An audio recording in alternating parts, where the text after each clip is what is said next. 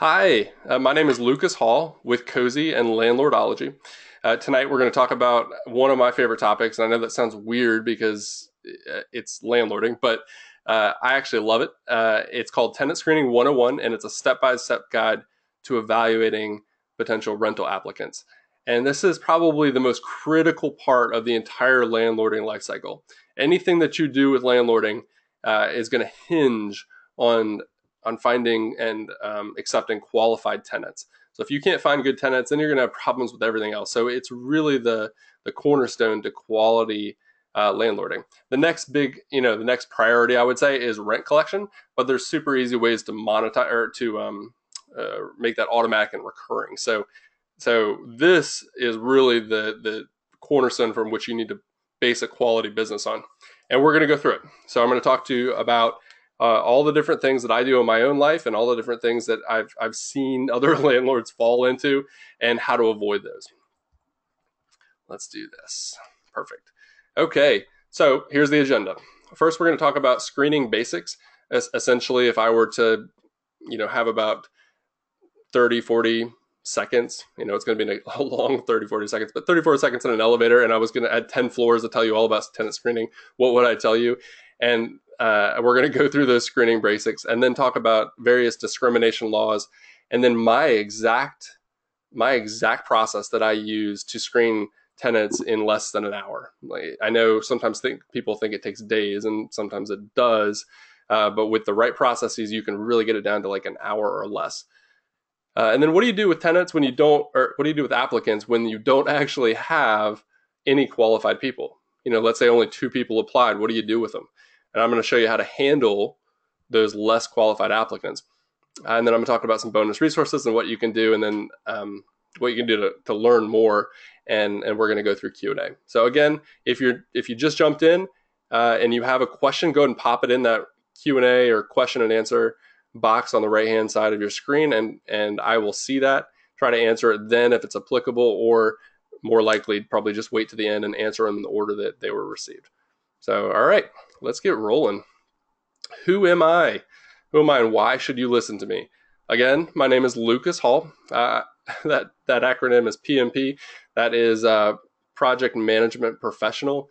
It's just a fancy way of saying that I can manage projects. I can get stuff done. I can see things to completion. It's an actual certification. It's well respected in the consulting industry, and that's where I started actually. So while I was building my rental portfolio, which I've been a landlord for about 10 years, I was also an IT government consultant and worked for the federal government, worked for various defense agencies and General Services Administration and Treasury, and helped them handle some of the biggest databases and biggest initiatives that they're just Goliath. Anyway, that was a past life, but now I'm a landlord. Now I invest in real estate, and I do pretty well there. So I have currently 5 properties and 17 tenants. That fluctuates depending on if I'm buying or selling and if I have leases ending.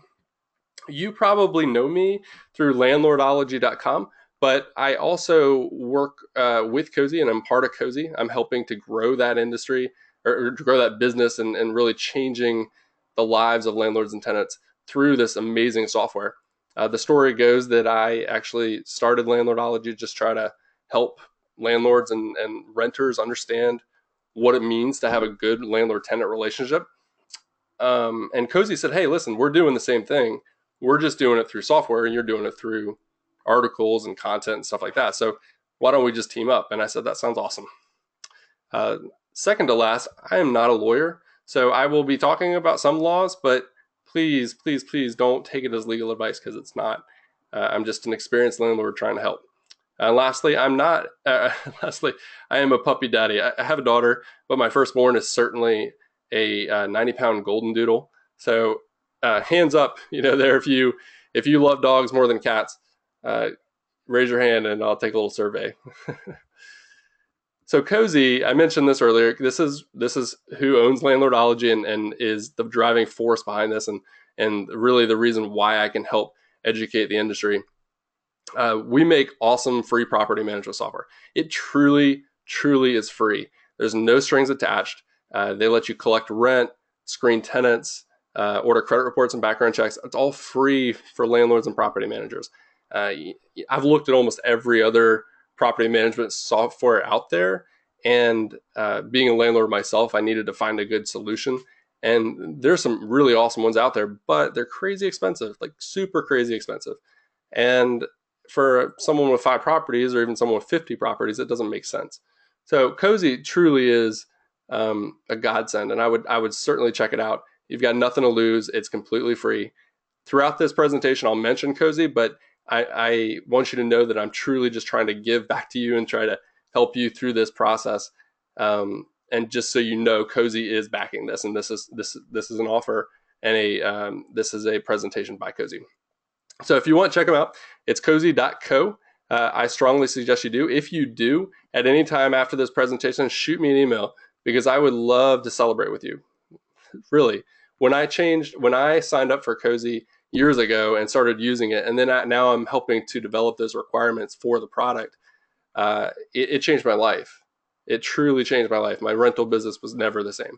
And I had been using other companies, which I won't name, for years before that. And actually nothing really got better until I started using Cozy. So with that, well, here's the proof.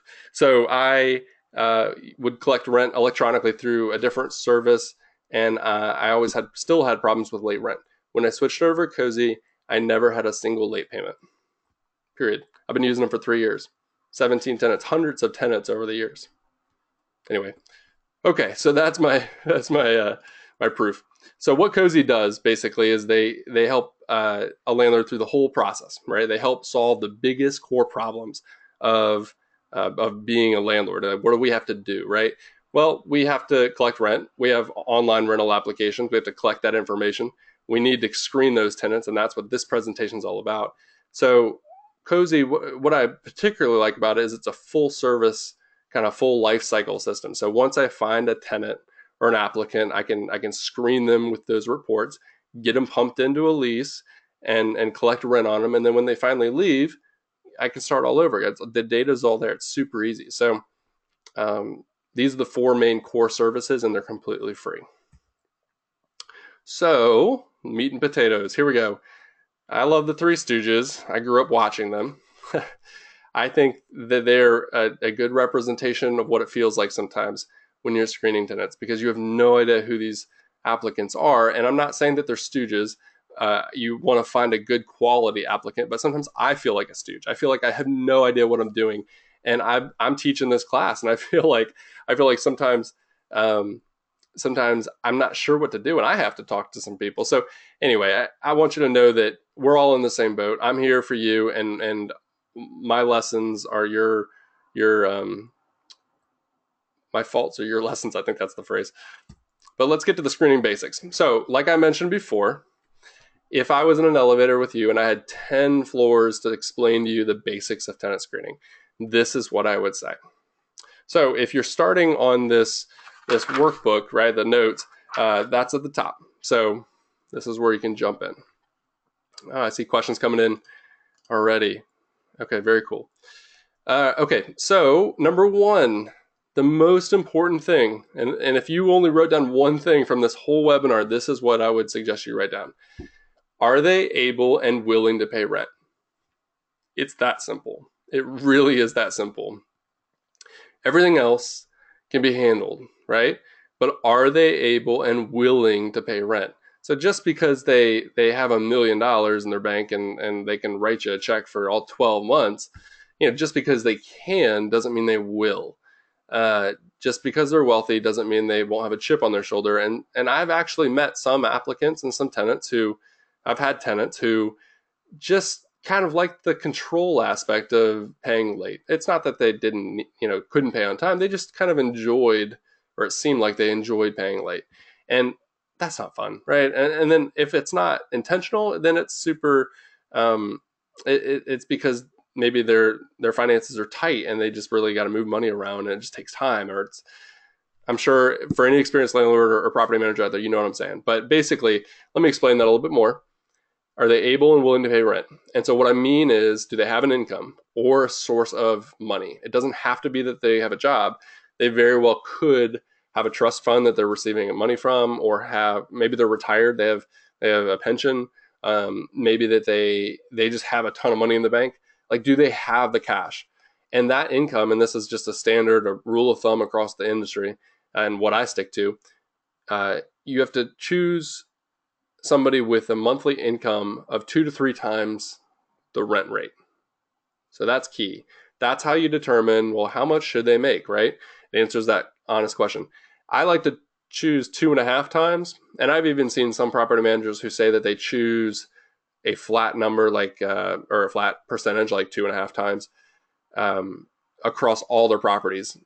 And I think in California that might be required, but generally speaking, you could alter it a little bit, simply because if you have one property that's like a luxury property, you have one property that's a class B or C housing, then it's different. You don't need to make as much necessarily, but best practice is just pick a percentage, make sure you stick to it. So, for example, if rent was $1,000 a month, the total household, meaning anybody who's an adult and working, that total income would have to be $2,500. So easy. Okay, bullet 2, are they, or I'd say that able. Bullet 3, are they willing? Do they have a sense of fiscal and moral responsibility? What that means is just, are they okay with it? Are they excited to pay? I mean, some people really look at rent as being a hindrance and like, oh, my evil landlord's asking for rent again. It's like, no, you signed a contract. You agreed to pay this. Housing is not a right. It is something you have to pay for. So do you find that these people, these applicants, have a chip on their shoulder? And you really need to figure that out. There's various ways you can do that. Figure out how they view the world. Just talk to them. We'll get into that in a little bit. Pardon me if I'm rambling a little bit. I'm stuttering. It seems like I've had a little too much caffeine today. So who's with me, right? All right. So next, number 2. We're on floor number 2, let's say, in the elevator, and I'm continuing to tell you more about the basics. Everything else besides are they able and willing to pay rent can be repaired, evicted, or mitigated. Meaning, you can avoid even signing a lease with them if you find out that they have certain red flags, like a criminal conviction, battery, or maybe they maybe they committed arson at the last place, or maybe they were evicted somewhere else. So I think just because they have these, just because they're able and willing to pay rent, I think it doesn't mean that they're going to be the perfect tenant, but it means that you can handle anything they throw at you. So even if you do sign them to a lease and they have a lot of domestic disputes and they punch a bunch of holes in the walls, like, God, that stinks, right? Now you have holes in your walls, but it's just drywall. It's not that big of a deal. It's certainly not a reason to get furious about. You just need to deal with them and then deal with the holes. And that's just part of kind of keeping your cool as a landlord. You just need to leave your emotions at the door, and you can deal with whatever they throw at you as long as you know that they're able and willing to pay rent, right? Whenever those two things are compromised, then you really start to have a problem. Okay, number 3, more information is not always better. So I've certainly met landlords and property managers who ask for every type of piece of sensitive information that you could possibly think of. I mean, they're asking for social security numbers of references. And like, why would you ever need that? You're not going to run a credit report on their grandma. So why? But and to be honest, if you're collecting sensitive information in an application and it's too much, I mean, now you're liable for identity theft potentially if that document gets stolen or you don't safeguard it properly according to your state laws. And it's just it's a hassle. I mean, so that's actually one of the reasons why Cozy does their tenant screening the way they do. They actually keep that social security number safe so you don't have to handle it. I know that you think, and I wrote a whole article about this with a lawyer. A lot of people think you need a social security number if you're going to evict them. That's not true. That's absolutely not true. There's plenty of court cases and judgments that get issued without a social security number. In almost it's more happens that way than not. So the only reason you would need a social security number is if they decide to bail on rent and you want to hire a collections agency to go after them? Well, first you need the judgment. So first you can go get that judgment. But two, if you need to hire them, they're going to need that social security number. So what I suggest is don't ever take the social security number for screening. You can do credit reports and background checks through Cozy, through other services, even like TransUnion or Equifax or Experian all offer that services, but Cozy is actually improved on that. But anyway, there's a bunch of ways to do it. I use Cozy, and I think it's the best. But if you do actually sign a lease with somebody, you should then collect that social security number as part of that lease signature. That's where you store it, because you don't really need to know the social security number of all of your applicants, just the people you're actually renting to. Number 4, set the approval criteria before you advertise. So if it's 2 to 3 times the monthly rent and income, set that bar. Tell them what the credit score is that you need for them to pass, or tell them that hey, listen, I'm not going to do evictions at all. Set that bar before you start talking to people, because otherwise, if you start if you start waving on what you want to accomplish or what your criteria is, then that's where you get into discrimination lawsuits. Excuse me. Number 5, automate your listings and applications. I love this because paper applications are so 1980, honestly. If you're still using a paper application, you're missing out. Online applications are so easy. I actually just had a showing today, and the lady was like, "This is great. Can I apply?" And I was like, "Absolutely. Let me text you the link to my application." And she got it and applied for the place. So it's awesome in the fact that you can put it in an application. You can put it. You can put it in an ad like Craigslist or on Cozy or on Zillow or wherever. You can put the link to the application in there, and that way you'll actually start to get applications while you sleep. But two, it makes it super easy to do it at a showing or passing it around. You can write it on a business card. Who knows? I mean, you could bring an iPad to the showing and they can fill it out right there. Super easy. Number 6, check government photo IDs. Number 6, screening basics. Check government IDs. This means driver's license, passports. Doesn't have to be a driver's license like from a state, but it could be even a foreign passport if you wanted to go there. Just make sure it's issued by a governing authority and it looks legit, right? Number 7, the type of debt matters. This is critical because when you're looking at a credit report, you really do need to know if they have $30,000 in medical debt versus $30,000 in credit card debt. It truly, truly makes a difference, and we'll get into that in a minute. Okay, number 8, top red flags. This is what I usually get this question one time through the show, and I am just trying to hit you off at the pass here. So number 8, top 5 red flags that I consider when I'm screening an applicant. If they ask me, can I pay in cash? The answer is always no. Absolutely not. If you only have cash, then you need to go down to 7-Eleven or wherever and get a cashier's check and bring it back to me, because cash is hard to track, very, very, very hard to track. And I don't really like the people that hang out with a wad of $700 in their bill or in their pocket. I don't want to rent to somebody who carries around wads of cash, because I question where they get it, right? Don't get me wrong. I'm a big Dave Ramsey fan. My wife and I do the envelope system, and we pay by cash, but like we've got a system for it. We're not applying to an apartment with a wad of cash. We're buying groceries with cash, that kind of stuff. So there's certainly a difference. No illegal drug use whatsoever. Sometimes I'll even look at their arms when they show up, and I don't have a lot of houses in bad neighborhoods, but I still kind of like check it out. Do they smell like pot? Which I'm not going to get into one way or the other, but all I'm saying is if someone smoked up right before they came to a showing, they're probably not putting their best foot forward, and I wonder why they did that. But I look at their arms, see if they're doing heroin or something else. I mean, those are all big issues. Violent crimes, I don't deal with any kind of violent crime. If they've ever had a violent crime on their record, it's just a red flag. Straight up no. Because I don't want to be knocking on their door because they didn't pay rent and they've got a violent crime history, right? Because those are the types of people that have a baseball bat by the door just in case their landlord comes by. Fraudulent IDs, if it looks fake, it probably is.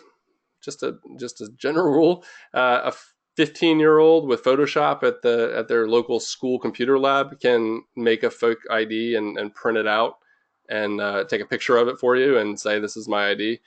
It's not hard. And then lastly, I'll get into the last bullet a little bit later. If they're just filthy, and you won't know this until you meet them for a showing, but if they show up and they smell like a dump, like a trash dump, then that's probably a sign that they're gonna make your apartment smell that way. Or if their car is filled to the to the windows with hamburger wrappers, they're probably gonna treat your floors like that. So it's just something to keep in mind. Okay, so on to discrimination. This is number 2 on the worksheet. If you have that in front of you, you can fill in the blanks there. Discrimination. This is probably the most understood thing in all of tenant screening. Is like what can I judge somebody on without it being discrimination? Because I don't want to discriminate. It's wrong. But what can I and can I not do? So here we go. Number 1, set the approval criteria and treat everyone equally. We mentioned earlier, set your bar. And even it's okay to tell applicants before they apply. Listen, you need a credit score of X, Y, and Z. You need you need to not ever have an eviction. You need to not have a violent crime, that kind of stuff. It's okay to tell them, because if they do, then they just won't apply. And that's okay, right? It saves everyone time.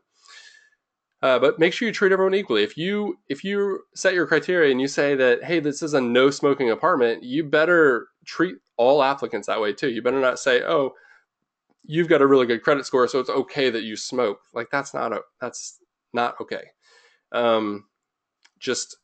It's not one of the federal 7 criterias, but certainly not okay. So number 2, memorize what the federal 7 are. And the federal 7 is just my nickname for the 7 protected classes. Your state legislator probably has, chances are good there's probably like anywhere from 3 to 21 additional protected classes in your state, but you absolutely need to know what the federal 7 are. And then you can go look up what your individual state ones are. And then when in doubt, consult an attorney, because it's way cheaper to do it that way instead of getting sued later. Okay, discrimination lawsuits are huge payouts, and there are certainly tenants and applicants that make a profession out of it, and they even will set you up. So if you know what you can do and what you can't do, then they'll just move on to the next sucker who will fall into their trap. So what are the protected classes?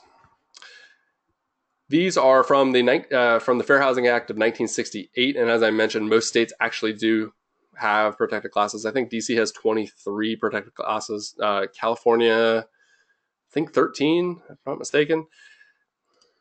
Okay, great. Thank you guys for putting your questions. I see them. I am going to, let me see these. Maggie, I will answer your question now. You asked if it's gross income or net income that I'm gauging on. So when somebody says they have to make 2 to 3 times the monthly rent, it's always gross. It's always gross. So net can be any number of equations depending on what they do. But the only thing that I'll deduct from that gross amount is if they have a child support payment or some sort of automatic legal withdrawal. If they're paying child support and it's coming out of their paycheck automatically and they have no control over that, then I will absolutely withdraw that from the amount. And I'll see that on a credit report likely, or even in their pay stub, because they can't control that. They have to lose it. So yes, always gross. Okay, great, cool. What if Christine is asking, what if it's a weekly rental? Do the same rules apply? No. And I should be more clear. Yes, you're right. This typically applies to long-term, even monthly rentals or long-term lease, leases with end dates. I'm sorry, I'm not thinking of the right words today, but fixed-term leases. There we go.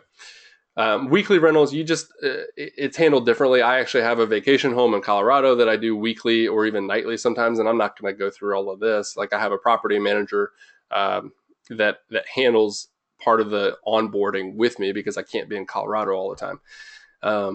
So yeah, not weekly. Weekly is more like a vacation housing type thing, and that's a whole different beast. That's probably a whole nother webinar for sure.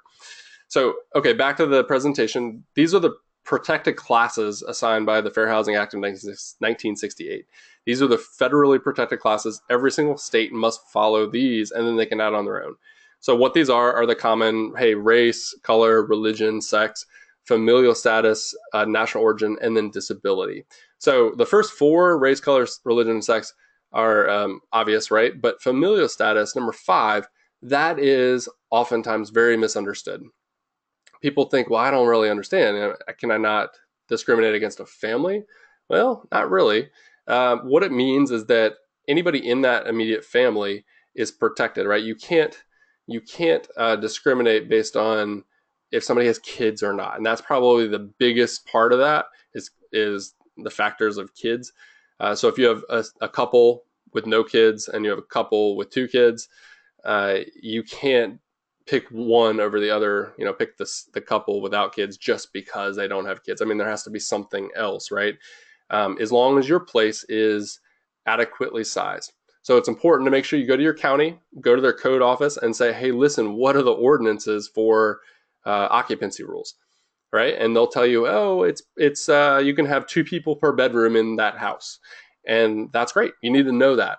The weirdest things I've seen sometimes is, particularly, let's say in my county, you can only have four people that are non-related in a house, which is weird because you could have a 6-bedroom house. I actually lived in a 5-bedroom house and we were all roommates. You can have as many as you want as long as it's all family. This is in my county only that I've seen. As many as you want. You could have 20 people if they're all family living in a 6-bedroom or a 5-bedroom. But as soon as you have one person that's not related, then you can only have a total of 4 people living there, which means that a family of 4 can't hire a nanny to put in their basement to help out. It's just a little odd, but each county is different. So my point being, go find out what your county ordinances are. So you can discriminate based on occupancy rules, right? So if that family, if you have 1 bedroom and a family of 4 wants to come in and live there, the answer is probably going to be no, because they're above the occupancy rules set by the county. So that's not discrimination. But if it's big enough and they have kids and the other couple doesn't have kids, you can't discriminate based on kids or even pregnancy. So you have 2 couples, one of them's pregnant, one's not. That's still familial status, right? Because she's pregnant and she will have a kid soon. Okay, so number 6, national origin. This is exactly what it sounds like, right? Where they're from. So you can't discriminate based on someone who's from the Middle East or from Haiti, or if you're like, I'm not going to rent to the Haitian. Like, one of my best friends is Haitian, so don't send me an nasty email. But what I'm saying is, you can't do that at all. It doesn't matter where they're from, right? I mean, at all. But I want you to know that national origin is not the same as citizenship, right? People are from all over the world, but if not all of them are U.S. citizens. So some states like California have a protected class for citizenship, but most states don't. So you could discriminate if they're not a U.S. citizen because, to be honest, they could just leave and go wherever they wanted to back to their country and you'd never see them again. It'd be very hard to prosecute them if you needed to. Okay, number 7, a mental or physical disability. This just means if physical disabilities are obvious, like blindness, immobility, or if they have some sort of mental issue. Well, the common thing that comes to mind is actually hoarding. That is technically a mental disability. So while you can't discriminate based on that, you can certainly either evict them or not rent to them based on fire hazards. So I don't know how you would not rent to them in that case, but if they're living in your home and they're blocking all the fire hazards, like, get the fire department involved and they'll help help them clean it up, or give you permission to kick them out. That's kind of a bigger issue. But anyway, mental, physical disability. So those are the protected classes. Make sure you memorize them because you have to know them on the spot. When you're prompted with 2 different applications, like, you need to just know this by heart and then go look up your other state ones. Okay, how are we doing on time? It is a little after 8:30 East Coast. This presentation will probably run for another 25 minutes, 20 minutes or so, and then we'll do Q&A just to give you a heads up on the schedule here. We have a lot of people who've joined us, so welcome. Thank you. And we're just going through tenant screening 101. Okay, now the screening process. This is really the meat and potatoes. This is really where I get excited because I think I've refined this to the point where I can find an applicant very easily, and now I can screen them in like less than an hour. Okay, so this is my actual 9-step process. This may not work for everyone, but it'll work for most of you. And what I want to tell you is that everything below that dotted line, that little gray dotted line there after number 2, that's the stuff that happens after they apply. So that's what I can do in an hour or less. Everything before that takes a little bit more time, but not too bad. So number 1, I talk to somebody on the phone. I literally talk to them on the phone. I know that's hard to do if you're doing hundreds of applicants every month, but you need a bigger staff in that case. You either need to pre-screen them through email or on the phone, and I like to do the phone simply because you can hear their voice, you can hear the way they answer questions, and I go through things like, hey, listen, I don't deal with evictions, so have you ever had an eviction? And as nice as I can, I ask these questions and try to get that information out of them without them having to, without them feeling like I'm interrogating them, because I certainly don't want that. But if they apply or they not apply, if they inquire about a ad that I have out, then I'll schedule time to talk to them, and it takes no more than 10 minutes, usually more like 5 minutes, and just get as much information out of them as you can. And then at the end of it, if you're happy with what they've said, just say, listen, I'm okay. I'd like to invite you to do a property showing. Would you like to see the place? And they usually jump on it, and I meet them at the place and we go through, and that takes about 30 minutes. If they like it, they will apply. And as I mentioned earlier, sometimes I'll just text them the link to the application, and they'll go out to their car and just fill it out. And as they're driving away, like, I'm receiving their application, credit report, and background check, in my as a notification in my email, and I can just log into Cozy and see it. So like as they're driving away, I'm looking at their stuff. It's pretty awesome. But number 3, so if they do apply, I always make sure that they realize that there's a couple steps involved, one of which is identity verification. So there's a couple ways to do it. One is you can, I'll get into this in a little bit. We'll dive into that a little bit deeper. Number 4, proof of income and employment status. So I would need to know if they're unemployed, and if they're not employed, then I need to know that they have some sort of income. That usually takes me about 10 minutes to verify because I've got a good system for it.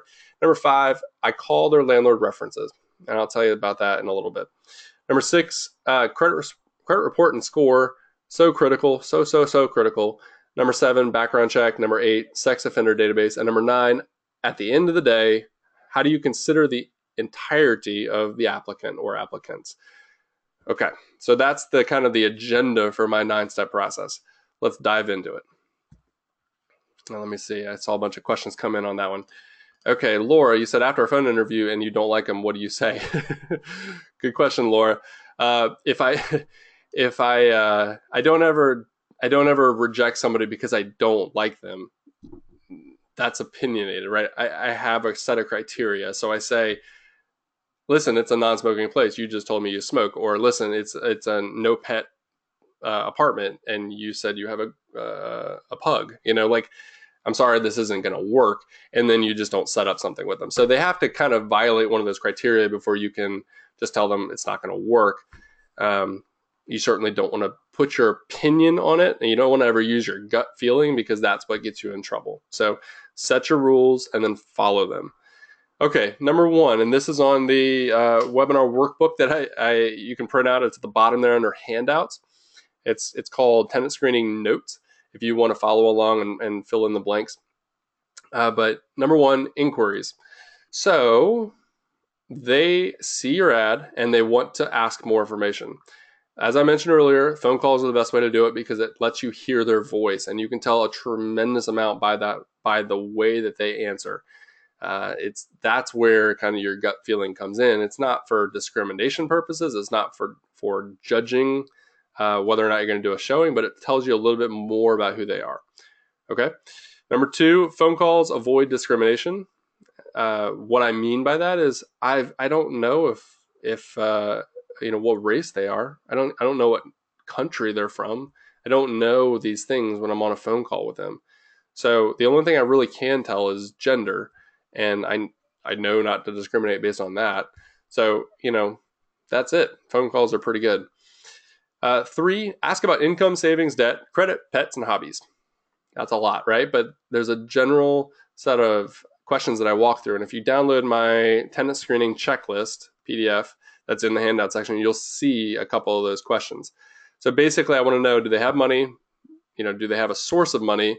How much debt do they have? What's their credit like? And if they have any pets or hobbies? Because oftentimes, believe it or not, I will post all over an ad that it's, hey, this apartment only allows dogs. And they start talking about their cat on the phone. And I'm like, didn't you read? And they're like, oh yeah, I just thought you'd make an exception. Or, oh, I didn't mean to say that, that kind of stuff. And it's just obvious. But let them ramble. That's probably the biggest takeaway from that pre-screening phone call. Just ask them open-ended questions. Make sure that they just start talking, because you're in a weird position where you are being a judge of them. You don't know anything about them yet, but you're trying to figure out if they're going to be a good tenant, right? If they're going to meet your criteria. That's the real thing. If they're going to meet your criteria, and just let them ramble, because they might tell you about their pet hamster and you never asked about pets. So anyway, I will very pointedly ask, how's your credit? Do you know what your credit score is? Do you smoke? I'll just be very poignant and just see what they say. Okay, so step 2. So let's say they work out, or they have all the signs of passing your criteria. It only took you 10 minutes. Now you want to set up a property showing or a property tour. This is super easy. There's 2 ways to do it. One, you either set them up individually and say, hey, listen, I'll meet you at 7:30, you at 4:30, you at 1, on any day of the week. And you're all over the place, and you're driving over to the property, or your staff is, and it's just a hassle. Or you could do what I call the landlord's open house. And I don't know if I coined this term, but I certainly have never heard it before. But the landlord's open house is basically where you set up appointments. This is key. Appointments. It's not a real open house where anybody can just show up, but it's appointments, and you set them up back to back every half an hour for like a 4-hour window, right? So I will tell my tenants, my current tenants that live at the property, hey, I've got like 8 groups coming over from 1 to 4, right? Every half an hour on this Saturday. It's like, I love that you're my tenant, but please just go catch a movie or go out to lunch or something. Like, go have a nice afternoon, but don't be around the house. I can't make you leave, but I would really appreciate it. And it would be less awkward for everyone if you weren't here when I'm bringing all these groups by. But don't worry, I'm going to supervise it. They won't walk through go through your drawers or your closets or whatever. Like, I'm there with them. And so I never let applicants walk around, or potential tenants walk around by themselves. Sometimes you'll see that at new home sales, or just a realtor's there and they're standing at the kitchen countertop and they're saying like, oh, just walk around. Well, that's okay, because the house is empty, right? There's nothing there of value typically if it's a new home. If it's a house that's for sale, a lot of times the owners will lock their stuff up in the closet or whatever, but I just think it's a liability waiting to happen. So I always schedule them half an hour apart. And what that does is it gives me time to focus on each group. And then what it also does is it helps create a buzz around the property. So if you live in an area where there's a lot of walking traffic, or these tenants are trying to find the house, and some of them are a little bit late, some of them are a little bit early, well, they end up crossing paths, even if it's just one's coming in, one's going out, and it creates this buzz. They're like, oh man, there's other people interested. And one of the best feelings in the world is when somebody's like, hey, has anybody else applied? And you can say, yeah, I had 3 showings before you, and I have 2 deposit checks, or 2 people have already submitted in their application, because then those people jump on it. So it's you want to create like a bidding war, right? But for a rental property. And the best part is you only inconvenience your current tenants for like 4 hours or 3 hours, and you only have to drive to the property once. Every time I do this, I will have a huge amount of success, especially with some of my more centrally located properties. Whereas other times, if I do them occasionally, just showings whenever they wanted to. If I let the applicant kind of set the time, it just doesn't get sold as fast, or it doesn't get rented as fast. So questions I ask are, to myself are, did they arrive on time? I had a showing today. They arrived 17 minutes late. It was 1:47. Like, that's crazy, right? So I'm not sure. That's a negative against them anyway. It's just like a job interview. If you arrive late, it's like, gosh, you want to sign a contract with me for X number of thousands of dollars, and you arrive late. It's bad first impression. So anyway, open-ended questions. And then last but not least, if you're walking them out of their car, and this is something called the trunk junk test.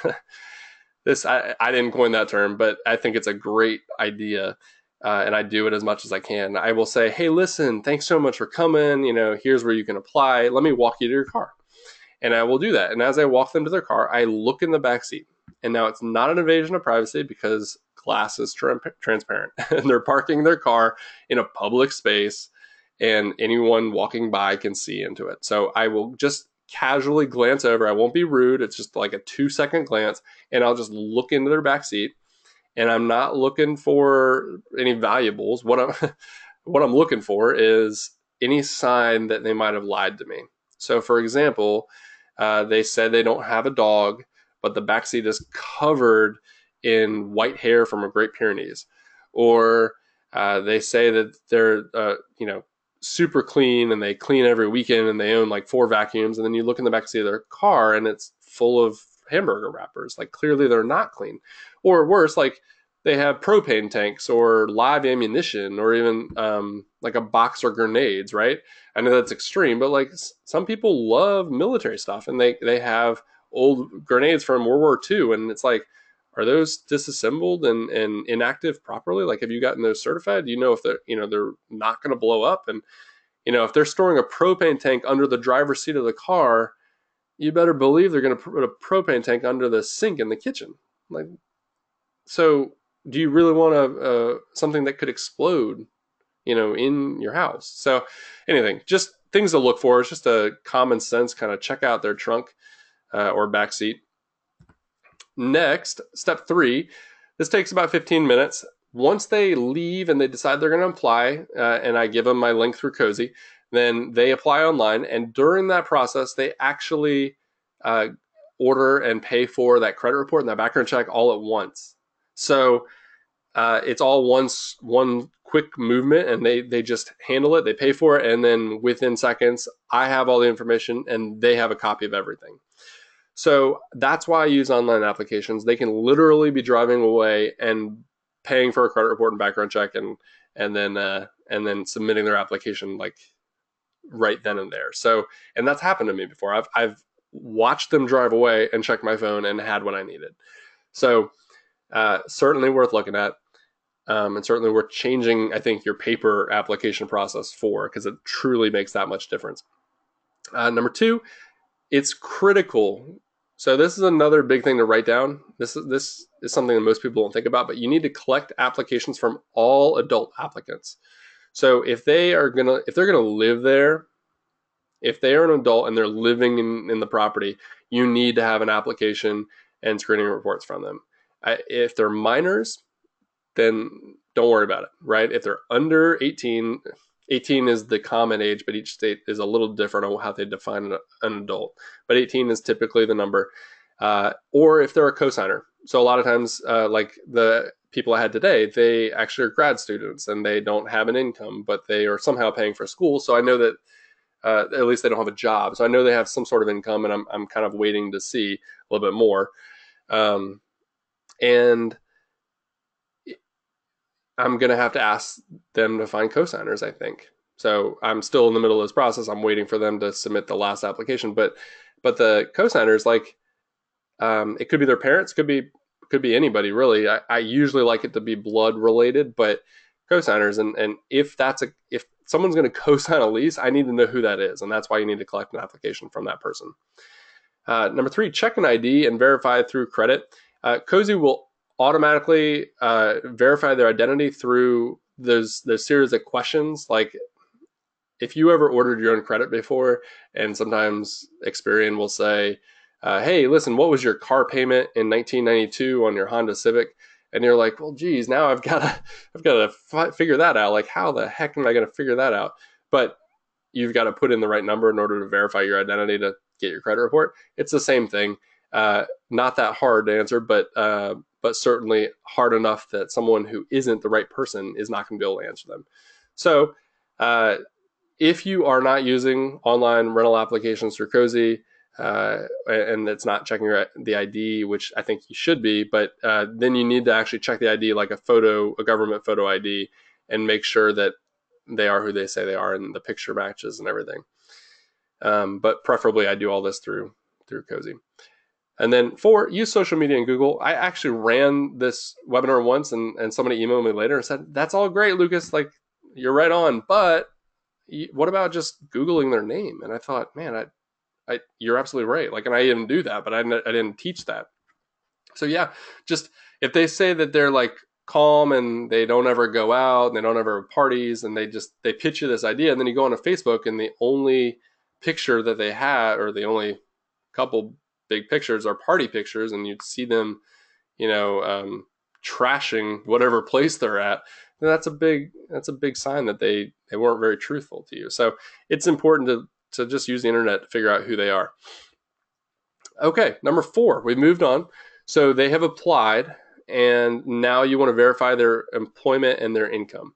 So the easiest way to do this is to look at a pay stub. So if they submit that application and a credit report and background check comes through and everything looks legit, right?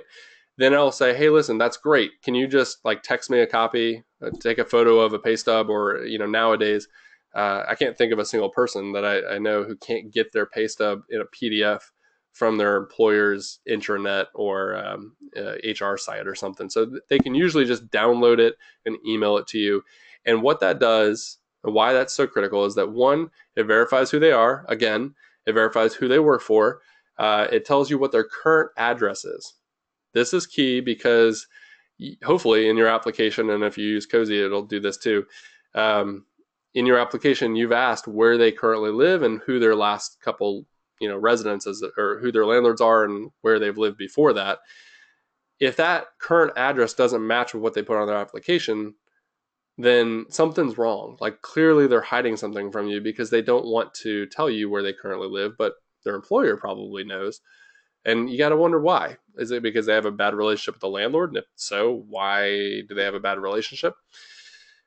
Check out the year-to-date earnings. Like, I have had applicants before who tell me they make $100,000. And then I just found out, based on their year-to-date earnings, the numbers didn't add up, and they were making $50,000 up until last week when they got a promotion. And I actually congratulated the person because that was a heck of a promotion. But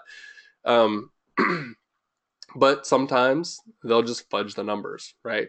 What's the difference between 90,000 and 80,000? Well, not much until you add it up, right? It could be the defining digit in there, the defining number. And lastly, garnishments and child support. I mentioned this earlier. You want to take that off the gross income because they're not going to see that anyway. So you really need to look for that kind of stuff, and that's going to be in a pay stub. Lastly for this section, step 4, bank statements.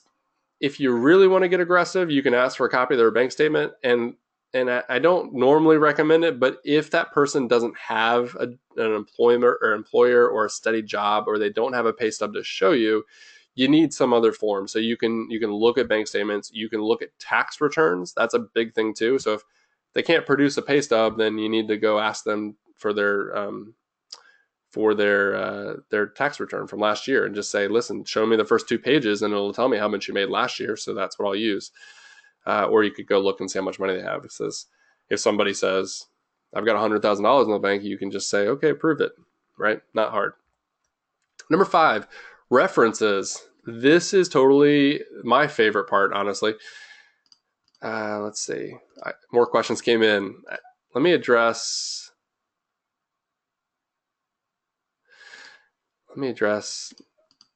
Simon, I'm sorry, I don't understand. What if they get paid by the books? Try to clarify that one for me. Thanks, and I'll get to it because I think it's applicable. Okay, so step 5, references. In your application, you should always ask them for their last two residences and landlords, right? You want to find out who they rented from because the current landlord isn't going to really know how they left the place. Did they trash it on the way out? Did they do a good job cleaning? Did they leave you, did they stiff the last month's rent? Like, you don't really know because they haven't left yet. They're still living there, right? And how could they know? So that's why you have to call the landlord before that, or the apartment association before that, or the leasing office before that, and make sure that you ask them these questions. Sometimes those companies will require you to have proof. Maybe you need to go get proof from the tenant or some sort of signature, or have the tenant call and authorize it or whatever. But if it's just an independent landlord, it's usually not a big deal. You want to ask the landlord a variety of questions, and I've listed them here. You could copy and paste all these, or take a screenshot, or download them from the presentation. But basically, you want to find out if they've been a good tenant, if they paid on time, if they damaged the place. But most importantly, it's the last bullet on there. I always ask, would you rent to them again? That's the last question I always ask. I thank the person so much for talking to me, and I just say, would you rent to them again? And if they instantly say yes, then that means no matter what their sin was, no matter what they did wrong, at the end of the day, it was worth it, right? But if they hesitate and they're like, I don't know, then it's probably a sign that, like, hey, they didn't get a good reference. And you can actually disqualify someone because they didn't get good references, or they didn't have references. You could make that one of your criteria. You could say, I need a reference from at least one person and one of your past landlords. And if you can't pull that together, then your application is not complete. So that's the hinging factor right there. Would you rent to them again? Sums up the whole thing. Oftentimes I'll even have, especially with large apartment complexes, when I call them and I say, can I talk to a leasing officer? Can I get some information? And they'll say, absolutely not. Like, that's our private data, blah, blah, blah. I'm like, well, I have authorization. No, I don't care. It needs to be on our form. It's like, well, okay, whatever. Well, at least can you tell me that was one of your tenants, and would you rent to them again? And oftentimes they'll have pity on me because they know, like, it's being stringent, and they'll answer those two questions, and that's sometimes all I need. Okay, cool. So we're on to step 6. This takes me about 10 minutes. And again, all of this is adding up, and it's still going to be less than an hour or so in terms of my review. Credit report and score. It's important to get both. The score is valuable, but not as valuable as the data. Oftentimes you'll see companies that try to pitch you a recommendation, and they'll hide behind the theory that it's, oh, you can't discriminate if you don't know too much about them. And it's like, well, credit reports and scores aren't a protected class, so what are you talking about? Anyway, so I don't think it's wise to go with a company that only gives you a recommendation. I think it's wise to choose somebody that gives you the full data so you can actually see it, right? And it's not an invasion of privacy, because in Cozy's case, the tenant is actually paying for the report and authorizing for you to see it. So you'll get all the data, and so will the tenant. Again, Social Security number is not required to pull a credit report in this day and age. I know that's mind-boggling to a lot of people, but it's not. It's just not. There's dozens of companies that do it without having a Social Security number. The tenant provides that, but you don't need to see it, if that makes sense, and not until they become a tenant. What I like about Cozy's reports is it's actually a selling point for me. So when I'm talking to applicants, I'll tell them, hey, listen, there's a credit report. It's like $35 for both the background check and the credit report. But best of all, it's a soft inquiry. And they're like, oh, what's that? Well, that means that it won't hurt their credit, right? So that means that we can do this, and I can get their credit report, but it's not going to hurt them. And they actually like that, because a lot of these tenants get hurt every time they apply for a place. The classic case is our CEO of Cozy. The CEO of Cozy, his name is Gino. He was in San Francisco and applied for a place, and the landlord there didn't know what he was doing. He was using some weird third-party credit reporting site, and he clicked the button like 6 times, right? I don't remember the exact number, but it was high. It was like 5 or 6 times, clicked it, and in a matter of seconds, that credit report was ordered that many times, and therefore Gino's credit score dropped drastically because it was a hard inquiry. And worst of all, he didn't even get the place. Right? The landlord just said, sorry about it. And so now he had to go apply somewhere else with a dramatically worse credit score. So soft inquiries are absolutely the best thing. And all three credit bureaus have jumped on that bandwagon and provided ways to get that credit report from a soft inquiry. We actually pioneered and flagship Experience product. They came to us and said, we want you to develop it, Cozy. And we said, fantastic. So we did. So we've got some big backers. So what I do, well, I'll get to that in a minute, but a score of 700 is best. I'm not going to tell you what you should do, but I think 700 is best. It varies a little bit based on the bureau you're looking at. Each of those is it's a funny scale, but 700 is a good number. 650 is also really good. So you can decide depending on your market. I know some landlords that would say if I required a 650 credit score, I would not have any applicants whatsoever. None of them would pass. It's like, well, that's just your market. So you need to lower it to whatever is going to help you get tenants, and you need to deal with the risk of those tenants in a different way. Number 4, don't accept paper credit reports. Again, a 15-year-old in a school computer lab can Photoshop a credit report in 5 minutes. And I've seen credit reports that are Photoshopped completely. All they need to do is just change one digit, and all of a sudden they went from a 550 to a 750 score. And if you're only looking at the score, then you're missing out, right? You're really missing, and you're probably going to get the wool pulled over your eyes. So that's why you need to accept it from a third party like Cozy, where it provides both parties with that exact same copy. So what does a typical background check include, or at least the good background checks? And this is what Cozy provides, and this is what I recommend. We've went through great lengths to make sure that we can get this data and we can get it accurately and we can get some of the best data out there. It verifies addresses. You need to look at the sex offender search database, the terrorist watch list, national criminal search, and a county criminal search. So a lot of places won't search county either. And then the eviction history. Eviction is critical, honestly. No evictions whatsoever. That's my rule. Okay, so here's what I mentioned earlier. This is my standard. These are my standards, and I think that this is what I've honed over the last 10 years as to being the equation, the formula that gets me the best tenants and the highest rental income. So you should tweak your own, make it your own and make it for your market and figure out what's going to work for you. But this is what I do. And I always have people ask me, it's like, well, what are your standards? Well, here they are. So 2.5 times rent. I say 2 to 3, but it's 2.5. No evictions ever whatsoever, ever.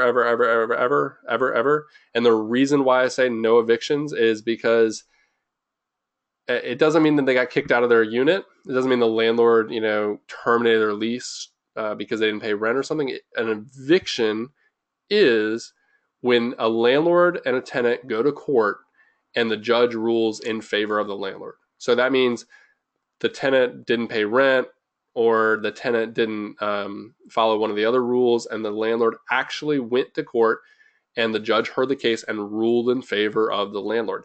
When that happens, the tenant then gets an eviction record, and that's what I'm looking for. So I'm looking for a judge who is determined in their wisdom and say, this person was wrong, right? Because that shows me that tenant was willing to go that far to prove their case, and then at the end of the day, they were still wrong. I don't want to deal with those people. No criminal convictions in the last 2 years. 2 years is just my number. That just seems like enough time for them to kind of get their acting gear and prove that they're no longer doing that kind of stuff. But I'll accept I'll accept a criminal conviction past 2 years as long as it's not a violent or an armed crime. Again, I don't want to show up at a door and know that there's somebody standing on the other side with a baseball bat. Like, that's not okay. Nor do I want to encourage people who might have domestic violence disputes, domestic violence disputes, because then I actually have some liability to help in that situation. So I don't want to encourage any of that behavior. Number 5, low or no credit card debt. Again, this is so critical. I don't think that it's wise to carry much credit card debt, if any, at all. Again, I'm a fan of Dave Ramsey's mentality of finances. I just think it's a way to become a slave to the lender. And I'd rather not deal with tenants who are slave to a lender, because they're going to pay that credit card. They're going to pay Visa before they pay me. That's just fact. Okay, so I want to show you some credit reports. Actually, this is something that I want to point out here, and I will show you a credit report. This is actually a credit report from Cozy. This is what you would see. This is actually a sample, so please note that this is not real. There's no James Hacker with a 744 credit report, at least not one that I know of. But this is what you would see. If you ordered a credit report through Cozy, which you can make part of your application, then it looks like this.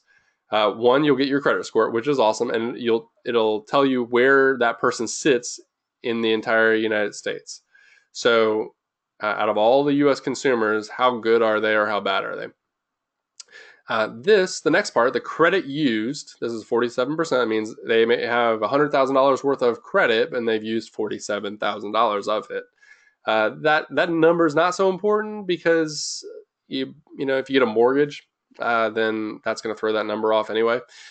It's going to elevate it, so I wouldn't be too worried about that. But what I would look at are the monthly payments and the total debt. So for the monthly payments, I need to know, or I want to know, need verse 1, but I want to know, what are they spending their money on, right? I mean, a lot of times it's going to be a mortgage. A lot of times they've either had a mortgage in the past, or they're currently moving from somewhere where they have a mortgage, or they're, sometimes they have multiple rental properties and they're a renter themselves. One of my good friends, Al Williamson, over in Sacramento, California, he is a renter, but he owns like a ton of real estate. And so this is where it would show up. Anyway, you could see like how, are they spending it on cars? Are they spending it on credit cards? Are they doing other leases? And it'll tell you kind of where they spend their money. My favorite section of their credit report is actually total debt. This is so important, and enough people skip over it, but you want to know what that debt is consumed of, or consisted of.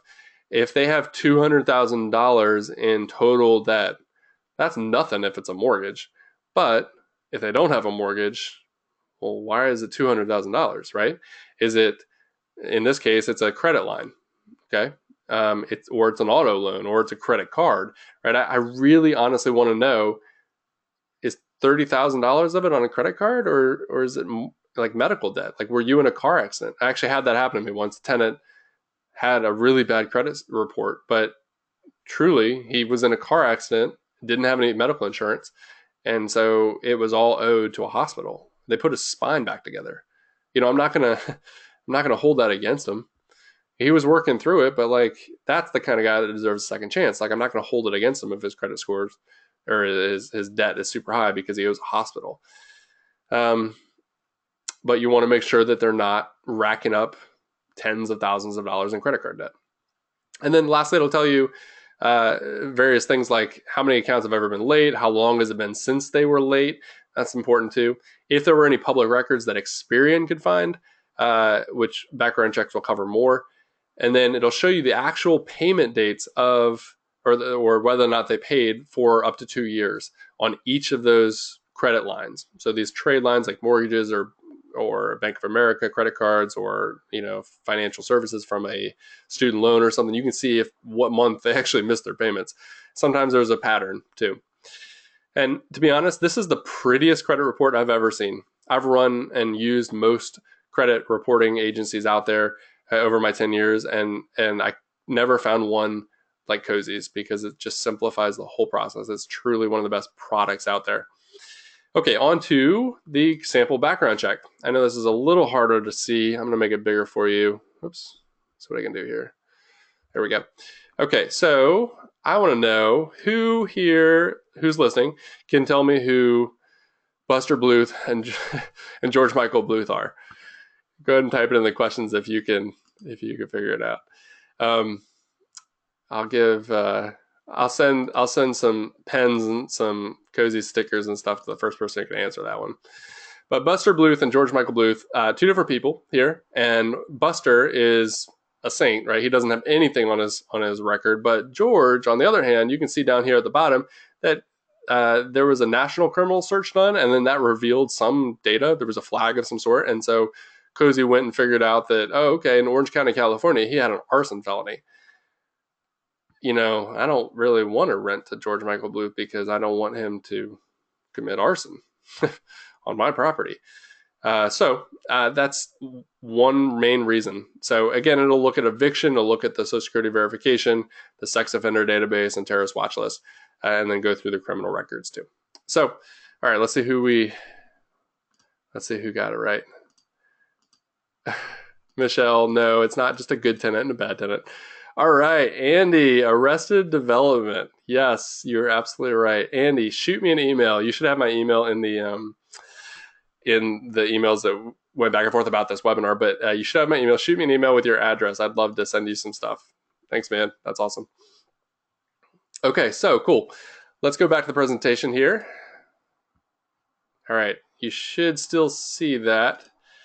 If you don't see that, let me know. But that's now the sample credit report. Now that's the background check. Onto the sex offender database. This is step 8. This is just a kind of an extra thing, even though we will, Cozy will check that in the background check. If you want to have fun, I don't know if it's real fun, but if you want to, you can go to nsopw.gov. That is a national sex offender public website.gov. Leave it to the Department of Justice to name a website that, but they did. And what you can do is you can actually search by name, and it will see if there's any records anywhere for that name. And granted, if you type in John Smith, you're probably going to get 1,000 hits, but you can also search by state too. So that might help you. And last time I checked, there even was a map where you could kind of search into your neighborhood. That's a little scary, right? So use it with caution, but you can do some digging that way. And that's always just kind of a 10-minute search, and it's real easy. I want to point out that a sex offender is not a protected class. Absolutely not. Not. In many, only in California do I know that you can actually not hold it against somebody for being on the sex offender list in California, but there's nothing about this list. And this is the national database. It's just not. I've had arguments with lots of sex offender activists who say they should have more rights, but it's just not my opinion. It's just they don't. They're not a protected class. So you can discriminate if they show up there. And if you disagree, shoot me an email with the laws that say that otherwise, because for years we've never been able to find anything to prove that, except for in California. Okay, step 9, the big picture. After you've got all this information and they've met the criteria, just look at the big picture, right? I mean, look at all those other things. Look at the lease duration. Look at the cars that they have, the pets, or, it's important. If you have one tenant who, if you have somebody who's willing to sign a 2-year lease, that's awesome, right? 2-year lease, go for it. If you have somebody, the same type of person and they totally qualify, but they only want to sign a 3-month lease, like that's not okay, right? Maybe there's a minimum. Maybe you need to, maybe it's a 1-year minimum. Maybe that's your criteria. Look at the number of cars. I know this is not a traditional, it is weird. It's not a traditional method of screening, but if they have like 5 cars in the family and you have a driveway that holds 2, they will have a problem with parking on the street probably, or the neighbors won't like it when they park in front of their house. Or worst case scenario, they park in your yard. Where else are they going to park? So look at that kind of stuff. Look at their pets, right? Do they have a 90-foot boa constrictor? Maybe that's not okay. Are they hypochondriacs? That's an odd one, but I've actually had a tenant or a applicant who I did not rent to come up to the showing, walk up to the showing, and I saw him rubbing his hands with hand sanitizer before we shook hands, which is fine. But then every time he reached for a doorknob, he pulled out a handkerchief and then turned the doorknob. And every time he touched a light switch, he touched it with a handkerchief. Now, he had no reason to think that it was a dirty place. I mean, it was freshly cleaned by professional maids. He was just a hypochondriac. He thought he was going to get sick all the time. And that's the type of person that will call you a week after he moves in and says, I think there's mold in the air vents. I need to move out, or I need money back, or I want to live here rent free because you're not providing a habitable home. So you just look for those odd things. Do they complain about their job? Do they complain about their current landlord? If they're talking smack about their current landlord, you better believe they're going to hate you too. So look at their hobbies. Are they in a rock band? Do they practice? Do they practice drums in the garage? And do you live in a townhome? Or is the house a townhome, I should say? Those kind of things matter, because if they're practicing on their drums at 11 o'clock at night in a townhome, you're going to get complaints from neighbors, and you're going to get the cops showing up at the house. So it's that kind of stuff. Oops, let's go back. Last but not least, two things. It's a business decision. Remember, you're making not based on your opinion, not based on if you like somebody. It's a business decision based on criteria. And then the first qualified applicant is recommended that you accept them, but not required. This is also one of those things that I got hate mail on before that said, oh, you need to accept the first qualified applicant. No, you absolutely don't. And I challenge anyone to find a statute to prove me otherwise. I actually talked with a lawyer. Long story short, in the California Fair Housing Handbook, there's a line in there that says something about you need to accept the first qualified applicant. I read that. And in California, I only bring up California because we have a lot of people from California on the show tonight, but we also, they also kind of set the rules. I'm not saying on purpose, but they do have these rules, and then it seems like the rest of the country kind of follows eventually. But anyway, they have this rule in the Fair Housing Handbook, and everywhere else in the handbook, it cited the statute that was supporting it, but not that line. So I called up the Fair Housing Office, and I just said, hey, listen, I was looking through your handbook. I noticed that there was no statute to support this sentence. What's the statute? And the lady said, hold on, please. Click. And next thing I know, I'm talking to the in-house attorney. And the in-house attorney just politely said, we just think it's a great idea. It's not a statute, but we do, from a Fair Housing Office standpoint, we think it's best to accept the first qualified applicant, but it's not a law. And I said, I 100% agree with you. I think it's a best practice, but you need to understand that people think that you're saying it's a law. And he's like, oh, okay, great. We'll see what we can do. I don't know if they ever fixed it, but anyway, that's the story. Nowhere else have we ever been able to find anything that says you have to accept the first qualified applicant. So you could theoretically accept the second qualified applicant if they were a better match. Okay, so what do you do if you have like 2 or 3 applicants all apply and none of them meet your qualifications, right? Well, now you can either just ditch them all and try to find somebody new who would, or you can say, well, listen, they weren't that bad, right? So maybe I really need to get rent soon. I have a mortgage to pay. So lower your standards. You can do that if you want to, but just make sure that you're doing it fairly. You can tell them, all of them, you can say, listen, I'm no longer requiring a 650 credit score. I'm now down to 500. And then now you can review them all at the same time, right? Or you can look at them again. Things that you can do to mitigate that risk is, one, you can require a larger deposit and say, listen, your last landlord said that you trashed the place. So, I'm going to need a 2-month deposit from you if you want this place. You can do that. That's fine. If they don't like it, they didn't qualify anyway. So you can rule them out based on a bad reference. And if you want to change that, you can do that as long as you do it equally. This usually comes into play a lot when you usually only have like one group of applicants, or only one applicant, because then you can kind of make up the rules with that applicant if that's the only one that's ever applied to your place. So don't take that the wrong way. I didn't mean to say that you could not be fair, but if you only have one applicant, there's nobody to compare them to. So anyway, you can make sure, and this is an industry best practice, I actually think that you should require rent to be paid online and automatic. If you make them sign up for a service like Cozy and you use that, then they're just going to put in their information. They can set up a recurring payment, and voila, the rent gets paid. Number 3, require a cosigner and require a lump sum payment. So that's the best way to mitigate income. So if they don't have enough income, get a cosigner. If they don't have an income or don't have a job, but they do have a lot of money, you can say, in a lot of states, you can say like, oh, well, just give me like 6 months up front. So check your laws, check your state laws about that, because sometimes there's like a 2 or 3 month limit.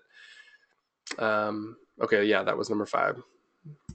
So that concludes kind of the general overview and the details. I want to end this, or I want to kind of go into this with some resources. So you've come to me, you've spent your evening with me.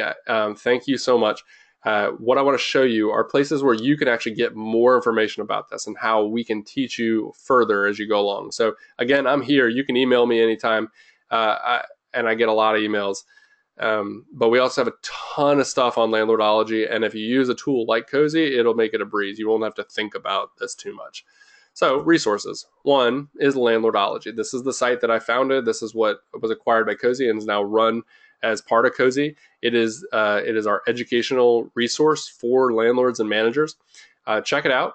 There's just a ton of great information in there, including our state laws. So we have actually more than what's showing here, but everything in green we've done plus a little bit more.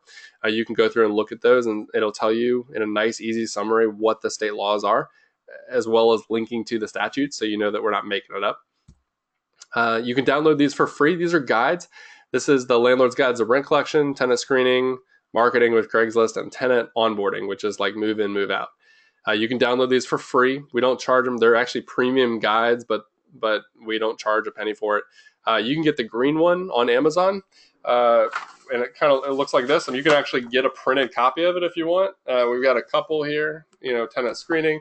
And the tenant screening one, which is the yellow one, that is what this whole presentation is based on. So if you want more information, just check out that, and you can download that at landlordology.com/guides. And then lastly, or not lastly, I keep saying that. Forgive me. So we have a directory. It's an awesome directory, and it's really my curated list. I'll show you what that looks like here. So if you go to landlordology.com, you click on Services Directory, you'll get a list of various tools you can use in various different categories. So if you want legal forms and leases, you can click on that, and here are all the providers that I actually think are fantastic. We don't make any money off them. Like they're just great. So check them out. There's a bunch of them there. There's really like thousands out there, but these are the ones that we really like and the ones that I think are worth the money. And it's really important to get a state-specific lease. But there's other stuff here. If you want to learn about repairs and cleanings and how to save a bunch of money, there's a resource here that we've got some connections. We're passing on all the deals to you guys, so check that out. Then there's another section called the Landlord Lifecycle. I'll show that to you. If you click on the Landlord Lifecycle, if you're just getting started as a landlord, check this out, because these are the various steps that it would take for you to buy a property, get the financing, go through, get it ready for rent, and how to list and show and find tenants, and then how to collect applications and screen them. I mean, what we talked about tonight was just one aspect, of screening tenants, but there's so much more. And then in addition to what, quick little bulleted list of basics, we'll give you a list of resources that we think are applicable to this, as well as a couple different articles that might relate to it. So super helpful. You can go along and see the different stages here. That was really quite fun to build, actually.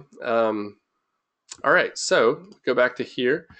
And last part about Landlordology I want to show you is the Q&A podcast. This is just something called Ask Lucas. It's asklucas.com. And you can go here and listen to a bunch of episodes that we've recorded before, where people call in, ask a question, and I answer them, and then record it and put it up here. And so I answer some basic stuff like does the 3-day right of rescission apply to rental contracts? Or why don't you collect last month's rent? Stuff like that. So have fun with it. I'd love to hear from you. Last but not least is Cozy. We've talked about it a bunch. Seriously, it's free. I can't emphasize that enough. This is not one of those webinars where I'm pitching a $99 course to you. Like, this thing is free, and it will change your rental business. If you're paying $600 for rental software right now, you can, chances are strong, like 99% sure, that you can change your entire business by using Cozy without all the complexity of the other system, and save $600 a month. So check it out. It's all mobile friendly. You can run everything from your phone. I have a friend, a couple friends in the blogging industry who use Cozy for their rental properties, and they're traveling Asia, or they're traveling, one was stationed in Iraq while he's collecting rent. Like, that's awesome, right? Okay, so again, brought to you by Cozy. It's completely free. Check it out. It's cozy.co. If you do sign up tonight, let me know. I really want to know, because I will celebrate with you. I will celebrate with you. It's a step in the right direction. It'll help you. I do want to show you, if you are not a landlord, or if you don't have properties that you currently want to use in Cozy, you can certainly participate anyway. So you could sign up for an account. This is a demo account that we have. There's a thing over here. If you sign up, here are all the features that Cozy offers, but there's something called Refer a Landlord. And if you click on that, you'll see, sorry, the Wi-Fi is a little slow. Okay, so you'll see a link here that you can copy and paste anywhere. You could put it in your Facebook chat. You could put it in your Google Away message. You could do whatever. And if anybody clicks on this and goes to that site, it's just a referral affiliate program. So you don't need to sign any documents. You can just use this. And as a Cozy user, you'll get this, and you'll earn $20 for every landlord that you refer. A $20 Amazon gift card that we'll send you. So it's super easy to make some cash, and we love telling people about Cozy. I mean, honestly, this thing is great. So, all right, now let's get to one of my favorite parts of the show, the Q&A. So let's do this. I am going to open up the question box here, and I want you to know that if you have a question, go ahead and type it in that box. I know we're running late, guys. It's 9:30 Eastern time. Thanks for hanging in there with me. We have almost everyone's still here. This is fantastic. So, okay, so go ahead and type it in. I will answer the questions as we go through in the order in which they were received. So let's just start. Hey, Craig, you said I'm a PMP also getting into real estate. That's awesome, man. It's good to meet you.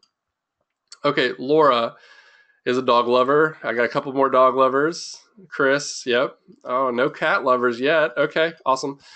Chantel is asking, how does Cozy help you not have a late payment? So to back up a bit, I said in the beginning that since I started using Cozy, I have not had a single late rent payment. That's 100% true. I've been using Cozy for almost 3 years now. What I do is I require in my leases that all my tenants sign up and use Cozy to pay their rent. So not only is it really easy, but it's super accessible for them, so they can do it on their phone, and they can also see that financial statement at any given time. So nothing's hidden. It's all transparent. And I require that they do automatic online payments. I put it in the lease. I literally put it in the lease and say, if you don't do it, then it's a lease violation. So they sign up and make their payments recurring. So that's one reason why, or how Cozy makes it easy. But the second part of that is good tenant screening. So these are good tenants who actually jump at the idea of online rent payments, right? They're tenants who say, thank God you accept, rent payments online, and like I can pay with a bank account, or I can pay with a credit card, or whatever. I can earn points and fly to Hawaii by paying my rent. Like, they love that stuff, especially younger tenants. Just a rule of thumb, I'm not stereotyping anybody, but I will say that generally speaking, when I talk to applicants, if they're under the age of 35, they will typically get super excited when I say, you can pay your rent online. If it's over 35 or over 40, they say, oh, okay, all right, I've never done that before. But, the reality is we all pay our bills anyway online. Why should rent be any different? And Cozy is one of the only ones that I can truly recommend to mitigate the possibility of late rent. Super easy. So, okay. Craig is asking, I would love to use Cozy. I have a lease addendum and don't think that I can customize a lease or add an addendum to even see the forms that are being sent to potential renters. I'd like to be able to do that. Yeah, if you're using a property manager, or if you have a PDF document that you can't change, it's probably time to get a copy of the lease or mandate that your property manager puts it in there, or go get a Word doc version of your lease, or type it up, or go buy a better one. There's a ton of legal lease form recommendations we have on the directory at Landlordology. So I'd recommend any of those companies, honestly. Just make sure it's state specific and that you can put that clause in your lease, and you can customize it as you grow as a business. I think it's important. And then have a lawyer look at it too. That's always a caveat. You should always have a lawyer look at a document before you really start to use it as your main document. I had a lawyer look at my lease years ago, and he provided some really great information, but I haven't had him look at it since because I didn't change much, right? I just tweaked things here and there, but it's still legit. Okay, so Damon is asking, is there anything in the works to get rent payments to go through faster with Cozy? I love the service, but it takes about 7 to 8 days before I have a tenant get rent in my checking account. Yes, Damon, thank you for asking that. So I would say that one of our bigger issues with Cozy is that it just takes, it's actually 5 days max, 5 business days max is what it is across the board with all those payments. And so we process the rent. It goes straight from one account to the next, and it takes 5 business days or less.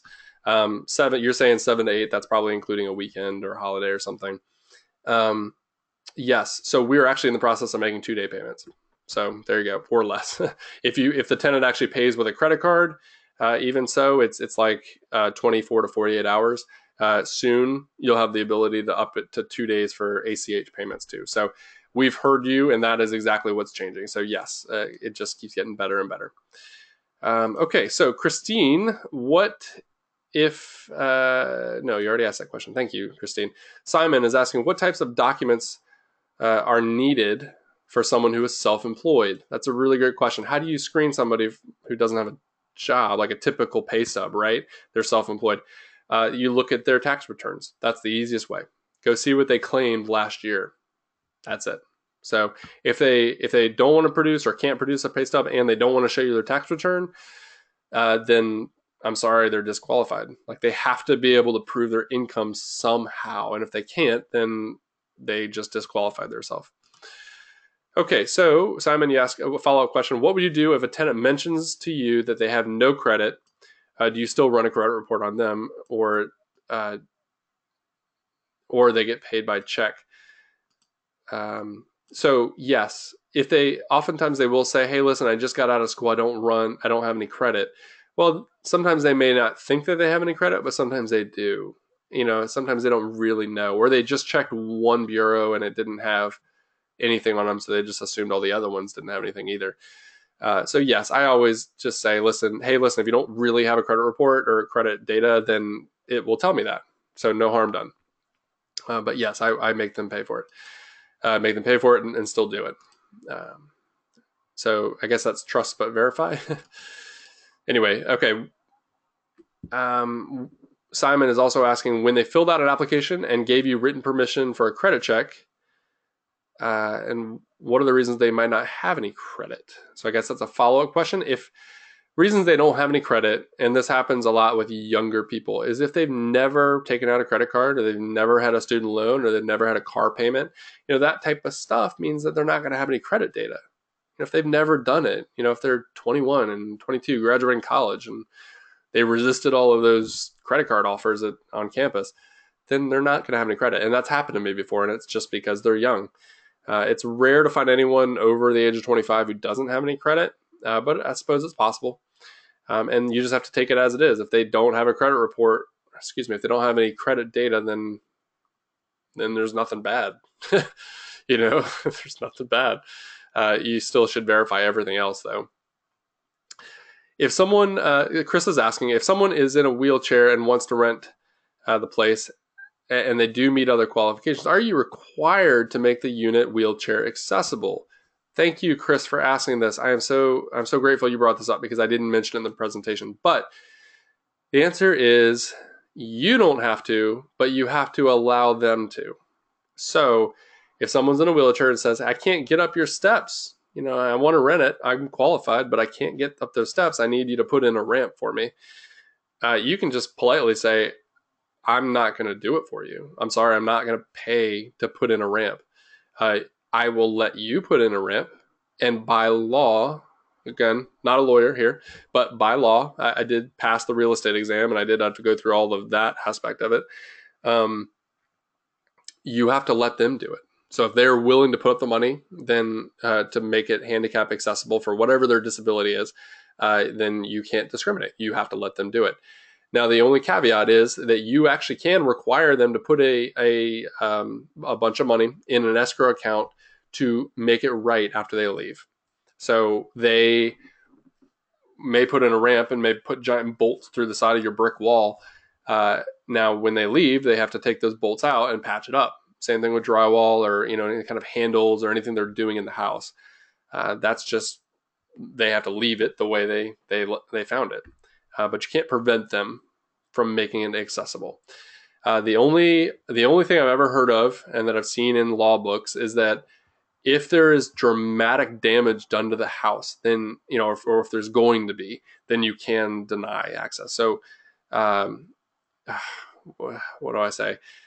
What's an example? Let's say someone has an affinity or has a disagreeable disability with light exposure or something, and they want to brick in all your windows because they don't want any light coming in the house. Like, that's an oddball thing. I use that as an extreme, but that would be a case where it's not okay to brick in all your windows. Like, that's not okay. So there's other ways to do it, or and so you could actually deny them if that's their only thing that they want to do and they're not willing to accept curtains or something like that. Okay, so that was long-winded, but I hope that answered the question, Chris. Thanks for asking. Andy is asking, when do I collect an application fee? Thank you, Andy. Yes, so an application fee, the short answer is I don't. I never do. I used to, and then I got smart.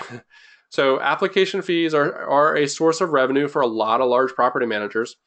However, it's my belief that even with 500 units, and I know that there's some people on the line today who have 500 units, even with 500 units, you're not going to make $1 million. You're not going to make a couple $1,000s with application fees. Like, it's pennies, right? I mean, you're running a credit report. Sometimes you're making $10, $15 on each one.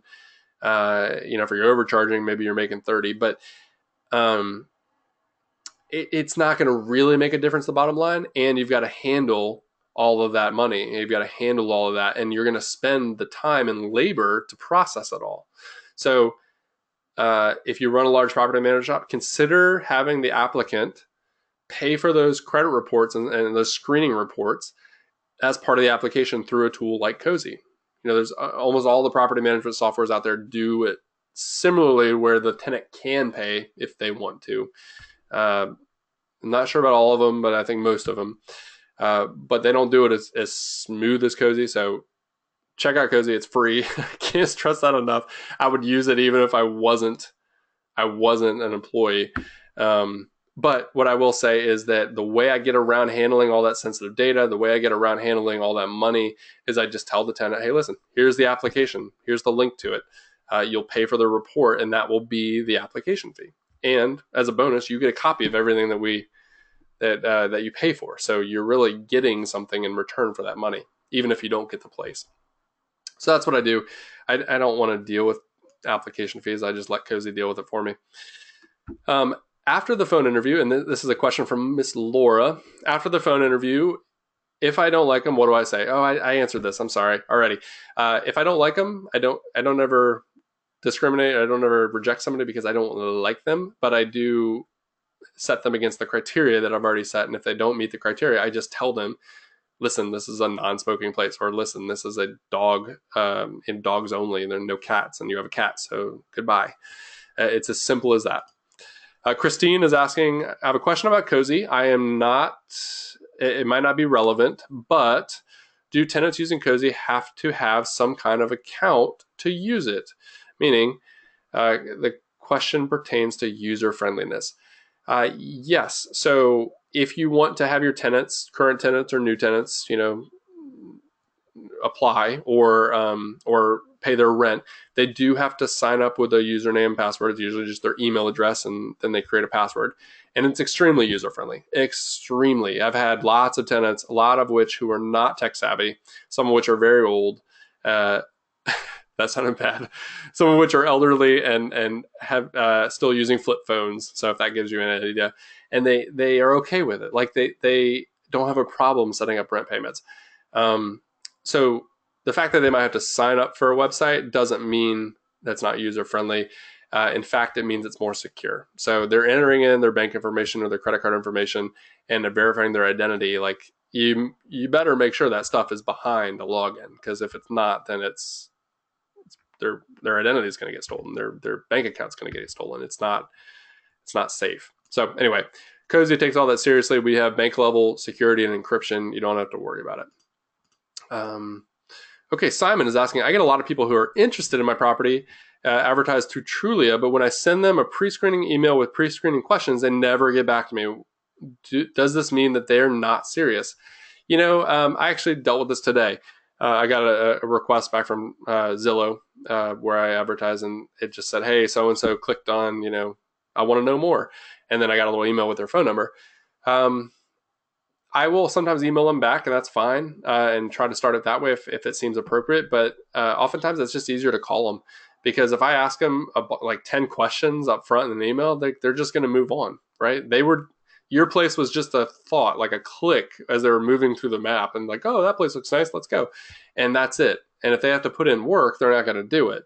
But the real kicker is when you get them on the phone and you say, hey, listen, tell me more about your situation. And then you kind of strategically ask those questions.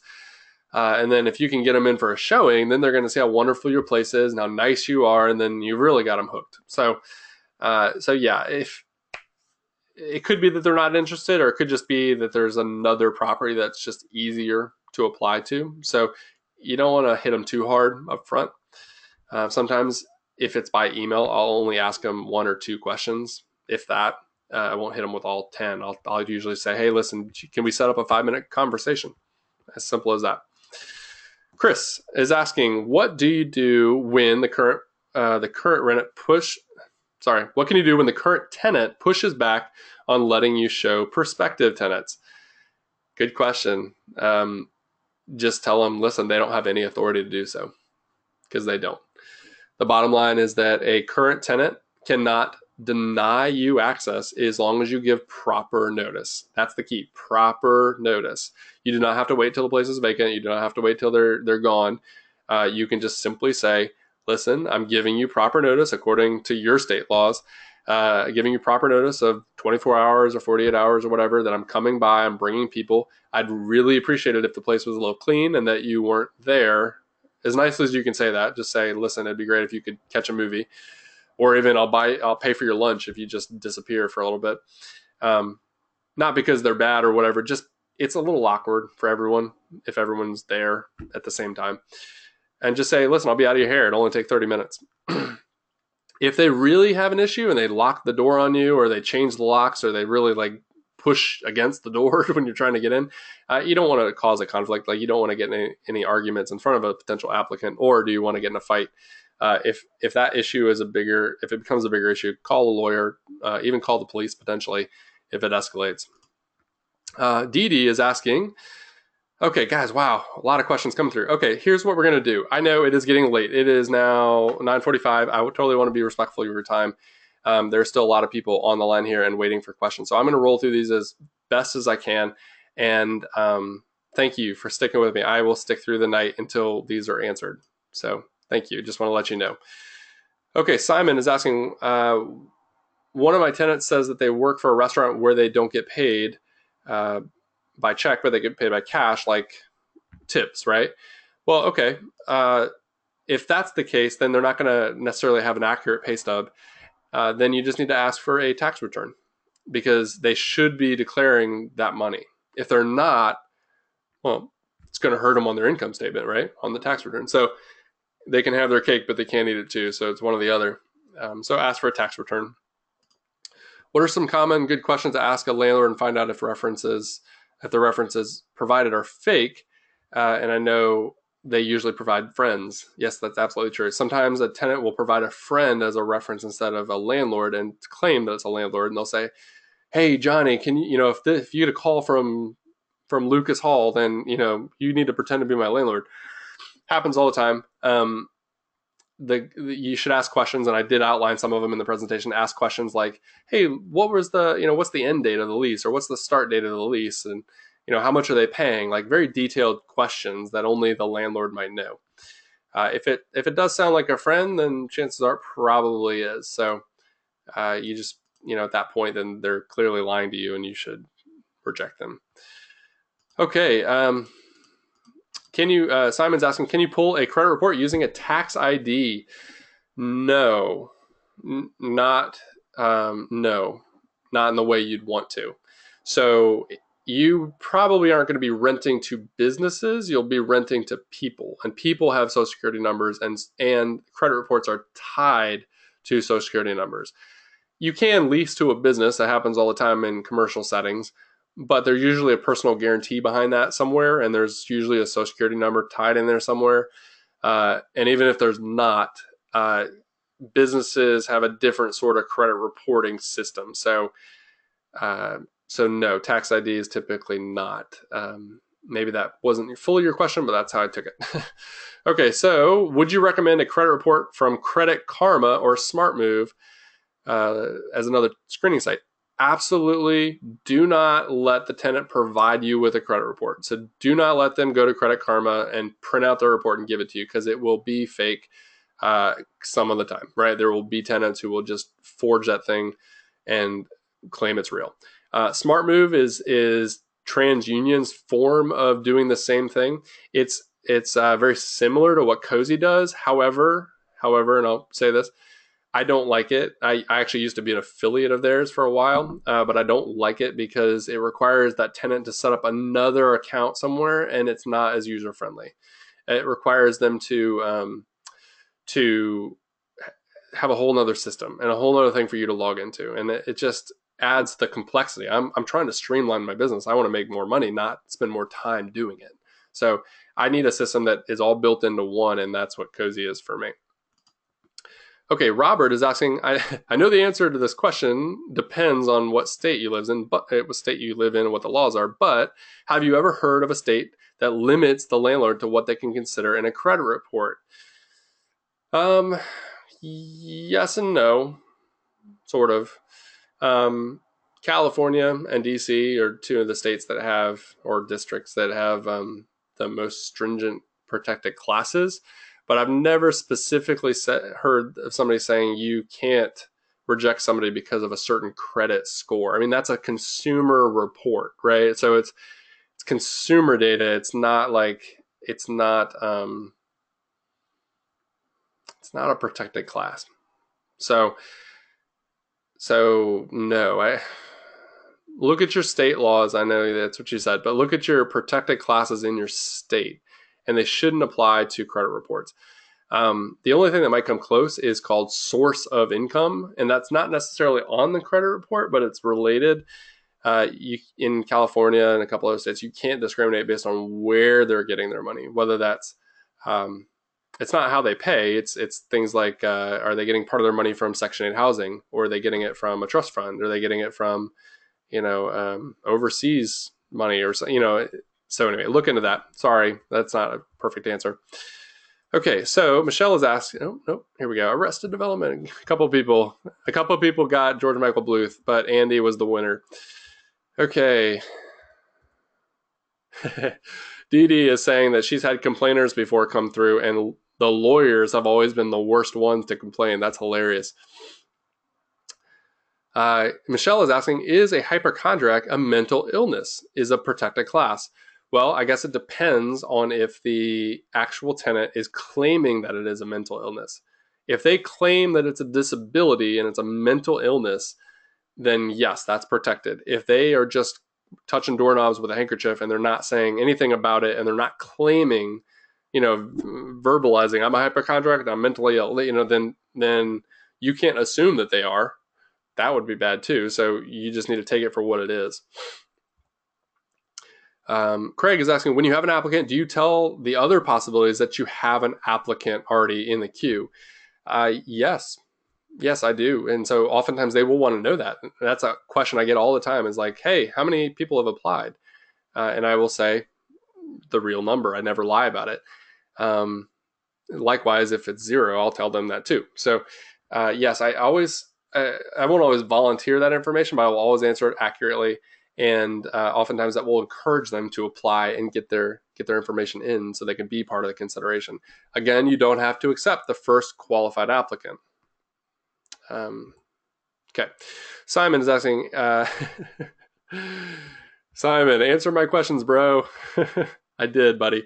Okay, so Nina is saying, is Cozy available as an app in the App Store? It will be very soon for both landlords and tenants, but however, it's just mobile friendly anyway. So you don't actually need the app. It's even better. It'll work on any phone, regardless of whether you're an Android or Apple or anything else. That you can just go to it with your browser, and it's completely mobile friendly and mobile responsive. So it'll work perfectly, regardless of having to download an app. But we realize that some people love to have a little button, a little app that they can download and do. So yes, you'll see that very soon. Dee Dee is asking, have you ever had anyone sneak in unauthorized persons to live in a unit? If so, what did you do to resolve this issue? Yes, very much so. I've had lots of, not lots, I can't say lots. I try to keep tabs on it. And I do check my properties once every quarter. So I go over and just say hi and let them know that I'm coming and repair things or whatever. But it gives me an opportunity to kind of see if there's any unauthorized applicants. I won't answer this question in full because it's a detailed question, but go to Landlordology right now and type in rogue tenants in the search box, unauthorized or rogue tenants, and you'll find a whole article about what to do with unauthorized occupants and rogue tenants. So check that out. Monica is asking, what is a good way to tell someone that you are rejecting their applicant based on something like evidence of hoarding, or I've got a weird feeling about you, but they pass all the main screening criteria? Some landlords will say go with your gut feeling. I say it's too risky. So if you have a weird feeling about them, if you really have a legitimate weird feeling about them, that means you should do some more digging. Just ask them to provide some more information on whatever the topic is that you're worried about. If you don't think that they're being truthful about their employment, like try to get some more verification there. Evidence of hoarding. You could say that. They may come back to you with saying that's discrimination. If they do, then you could just say, I'm so sorry, but okay.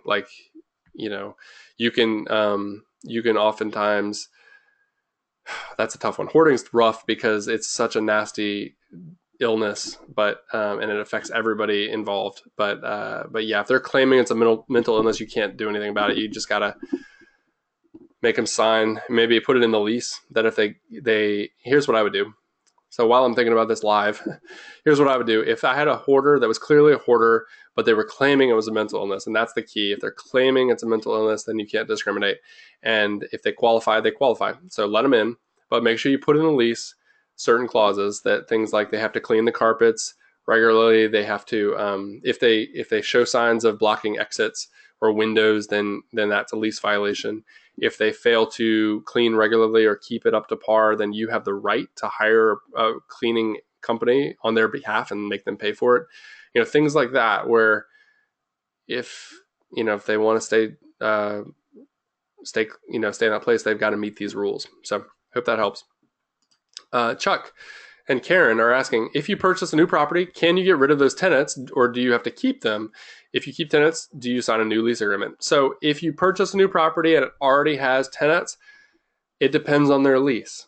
If they have an existing lease that has not ended yet, it's a fixed term lease with an end date in the future, that tenant has the right to be there more than you. You can't kick them out. They have a lease for that property. No matter what you say or want, you can't terminate that just because you bought the place. The owner it doesn't matter. Like, the owner can change hands 1,000 times. That property can get sold 1,000 times, but if they have a fixed term lease, then they have rights to it. If they have a month-to-month lease, then you could easily go in and just say, hey, listen, I'm the new owner. I'm your new landlord. I'm giving you 30 days notice. And that's it. And then they should be out of there. If they're not, then you go through the eviction process. But if you want them out, if you want to live there, let's say, and you want them out and they don't want to leave, you might have to buy them out. Maybe you pay off their lease. Maybe you say, listen, we'll forgive, the past 2 months of unpaid rent, or we'll let you out, or whatever it is. Maybe we'll give you a couple $1,000s and maybe they'll move. Okay. Simon's asking, what type of documents do you need for someone who is self-employed? Oh, you already asked this question. All right, cool. Michelle is asking, does Cozy help with taxes at all? Cozy's not a tax provider and not a tax servicer, but Yes, it tracks all your income. So, I mean, you can certainly get an export in a spreadsheet of all of your income from all of your different properties and all your different leases. So, yes, it makes it super easy when you're doing your taxes or having your professional do them. You can just look and see, I made this much money at this property, and that's the income. So, super easy. You don't have to worry about tracking it. It's all done for you. Okay. Yes, Michelle, I think I answered that question. Okay, Stephanie, does Cozy provide the application, background, and credit check, or is the application a different website? No, it's all built in, all one easy process. Super, super easy, all built in. And oftentimes, what I love about it is that I will get that whole package without really lifting a finger. Like I'll get the whole thing, and by the time I see that application for the first time, it already has everything built in. So, super easy. Craig is asking, I have a lease, but how do I get a lease into Cozy? Good question. Right now, you can't. Cozy is building a document upload feature, so you can actually upload a scanned lease and share that with all the tenants. It's coming, but it's not there yet. It's a future feature. Right now, you just tell us about your lease information, like what are the start and end dates, how much is the rent, what's the deposit, and then that will help figure out all the rent payments, which it's very easy to do. It takes a few seconds. Luke is asking, have you ever had any issues with credit card disputes using Cozy if tenants are paying with major credit cards? Not to my knowledge. There are always disputes in any credit card industry, anything that's processing credit cards. But, what I've found, even being a consumer with credit cards, that when I've had to dispute things, that the credit card companies do a fantastic job of researching those complaints and saying, like, well, who's really right here? They don't always rule in favor of the consumer. They often rule in favor of the store or the landlord if it's a legitimate thing. And so, if that ever happened and you're being talked to by the credit card company and the tenant is claiming that you stole money from them, it's not possible in Cozy. Cozy only sends payments that are authorized by the tenant. So they have to authorize them, and then there's proof that they authorized them. It's just the way it works. So there's all these fail-safes built in.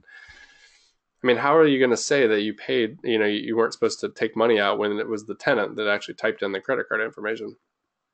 So it's not like the landlord can just run credit card payments whenever they want. They don't actually have the credit card data.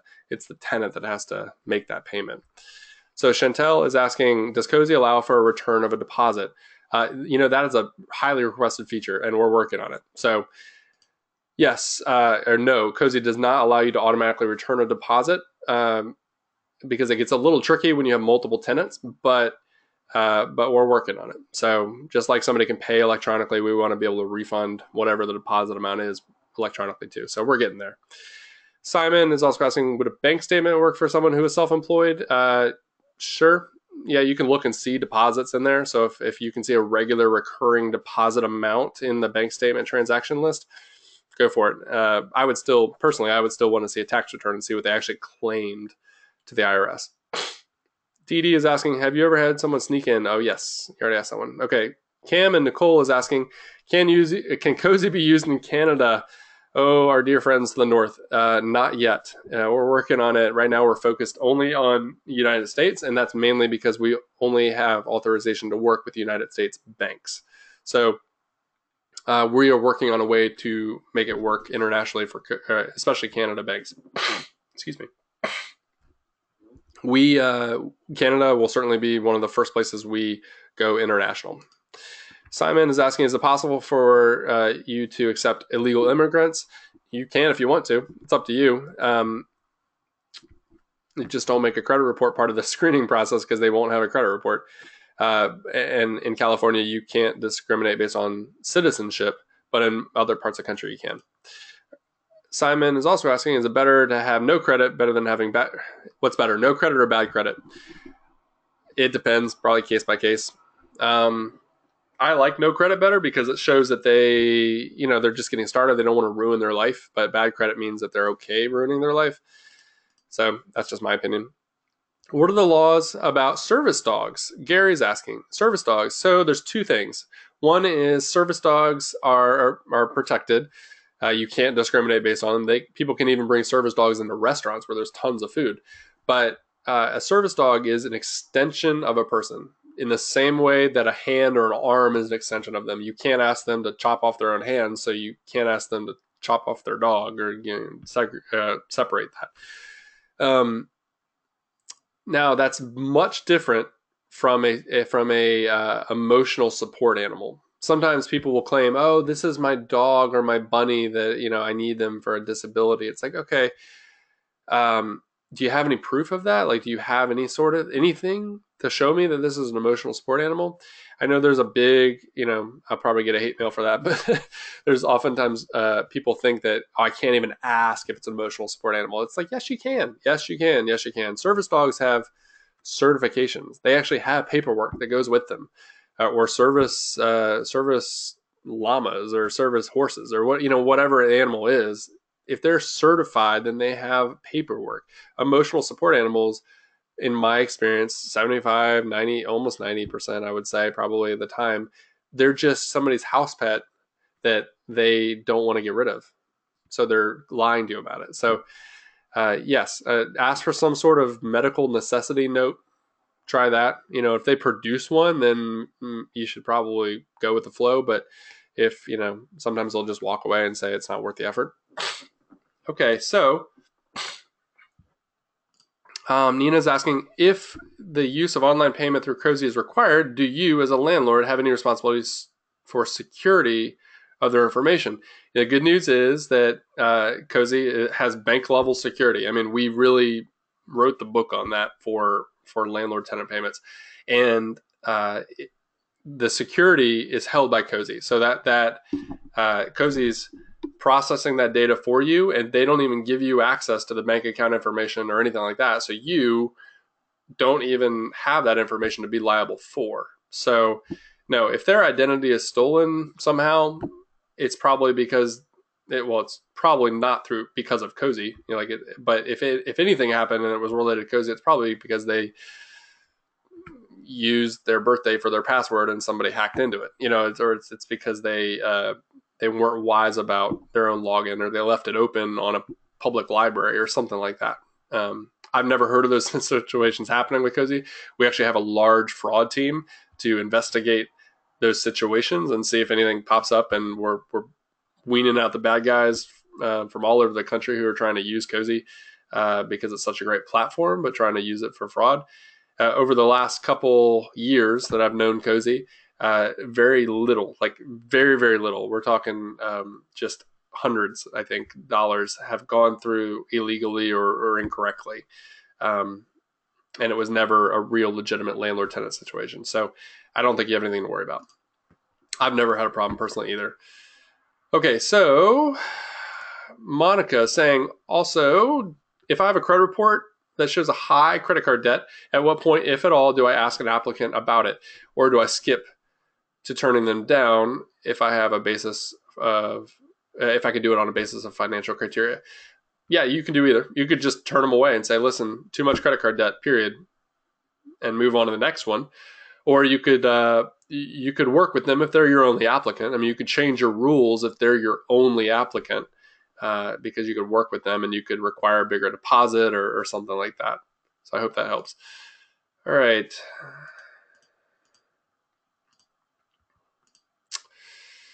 Okay, thanks. Craig is saying, hey, I just signed up for Cozy. It's super easy, and it just emailed my tenants. Thank you so much. Yep, it's that easy. Like, he just did it while we were talking. And the tenants are now setting up their rent payments. Congratulations, man. That's awesome. Okay, Simon is asking, is a blind dog okay for a house that has a no pet policy? Oh, not a blind dog, but a blind seeing dog, I guess. So it's a dog that's a service dog for a blind person. Yeah, the service dog is an extension of the person. It's not a pet. So if there's a no pet policy, a service dog or service animal is not a pet. So it's more like a person than it is a pet. Okay, Monica is asking if a prospective tenant has initially requested a reservation for a room in your house via Airbnb and then ask if they can come see it in person because they're local, should you view it as a red flag or welcome them to stop by apply using a paper application? Well, it sounds like you're doing short-term rentals. I mean, if you're doing short-term rentals, I would certainly use the online tool, to handle that, because that Airbnb is great with finances and tracking payments. But yeah, I mean, if it helps you get revenue, then show them the place. That's great. That's awesome. Maybe they want to be sure. So set up a time, show them the place, and then if they want to, they can go back and, pay for it online. Okay. Is it okay to tell a tenant that you don't participate in the Section 8 program, even though they want to see your apartment? Are you allowed to reject them because they're low income, or depending on how much rent you have, they don't meet that 2 to 3 times standard requirement? So yes, if they don't meet the income requirement, that's the income requirement. That's the criteria. So if they don't meet it, then you can reject them. But if they don't meet it on their own, but they have another source of income, then you have to consider it. So in California, let's say, I mentioned, they have a protected class that says you can't discriminate based on source of income. That means if they only meet half the criteria for rental income, and then the other half comes from the government through Section 8, like, you have to consider that total package. But if even that total package isn't enough for your rent, then just tell them, I'm sorry, you don't qualify. You don't make enough. If you come up with some other source of income that increases the amount you make every month, then come back to me. But if they don't meet it, they don't meet it. And that was, okay, great. That was Simon. So last question here. If you have anything else, just go ahead and pop them in there, and I will, we're going to end it very soon. This is the last question on my list, unless you pop something else in there. But Jerome is asking, can my clients use credit cards to pay their rent through Cozy? If not, when will that become available? Yes, absolutely. So a tenant or a renter or a client can use Cozy to pay and pay with a credit card. Paying through bank transfers through ACH is completely free, but paying through a credit card, there is a 2.75% fee that's attached onto that is paid by the tenant or the client. That is just because Visa and MasterCard have fees, and there's no way around it. So yeah, that is passed on and paid by the tenant. So, okay, great. Thank you everyone for attending. And this, again, my name is Lucas Hall. This is Tenant Screening 101. I hope you thought it was worth it, and I had a blast answering your questions. That is certainly my favorite part. Again, you can download those handouts. I'll give you like 2 more minutes or maybe a minute to go ahead and do that on the right-hand side of the screen. Do it now. You can right-click on those and save as, or it'll open up in a window. And then look for the replay. We'll send an email out the next day or two. So thank you so much for attending. And if you want to sign up for more webinars, just go to landlordology.com/events. Again, thanks from everyone at Cozy. We'll see you later.